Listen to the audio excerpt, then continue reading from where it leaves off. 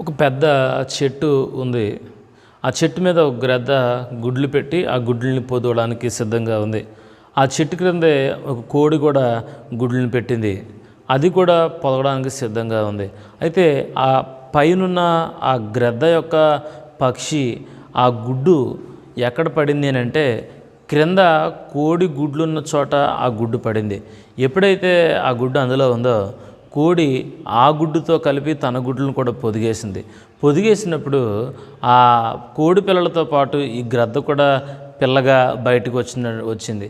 ఎప్పుడైతే బయటకు వచ్చిందో ఈ గ్రద్ద పైకి చూస్తూ ఉండేదట. మిగిలిన కోడి పిల్లలన్నీ అనేవి ఏంటి రోజు నువ్వు పైకి చూస్తున్నావు అని అంటే ఈ గ్రద్ద అనేదట నాకెందుకో పైకి వెళ్ళాలనిపిస్తుంది అని అనిపించేదట.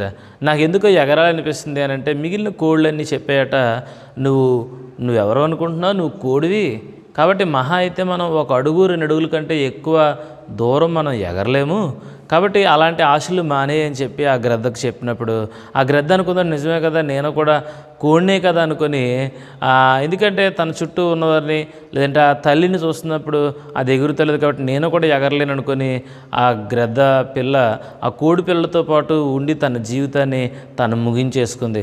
గమనించండి ప్రియమైన వాళ్ళరా, నిజంగా కనుక జీవితంలో ఒక్కసారైనా ఆ గ్రద్ద కనుక రెక్కలు చాపి పైకి ఎగిరినట్లయితే ఖచ్చితంగా అది ఆకాశంలోకి ఎగురుండేది. కానీ మనుషులు చెప్పిన మాటలు విన్నప్పుడు దాని జీవితంలో సామర్థ్యం ఉన్నప్పటికీ అది తన సామర్థ్యాన్ని తన యొక్క జ్ఞానాన్ని బలాన్ని ఎప్పుడూ ఉపయోగించలేకపోయింది. ఈరోజు చాలామంది మనుషులు నీకున్న జ్ఞానాన్ని సామర్థ్యాన్ని ఉపయోగించినవారు అప్పుడు నీ యొక్క బలం ఏంటో నువ్వు తెలియకుండానే నీ జీవితాన్ని నువ్వు కోల్పోతావు. కాబట్టి ఇతరుల మాటలు ఎప్పుడు నమ్మకండి, వారి మాటల మీద ఎప్పుడు ఆధారపడకండి.